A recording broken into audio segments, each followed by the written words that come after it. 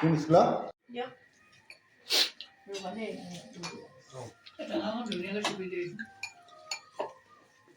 টেঙা নব কাটিবলৈ থাকিলে দেখোন এয়া মাছ পাপৰ দিয়া এয়া দালি এয়া চালাড এয়া শুকান চব্জি এয়া মাংস এয়া এয়া আমি সকলোৱে খাইছোঁ আমাৰ ঘৰত আজি খানা 31st খানা আগন্তুক নৱবৰ্ষ আপোনালোক সকলোকে বহুত বহুত শুভেচ্ছা থাকিল ভিডিঅ' তুলিবলৈহে লাগিছোঁ আমাৰ কি বাৰু খাই থাকো চুপচাপ কৃষ্ণা ভাত দেখোন লাডু গৈ গৈ খাইছে এনেকৈ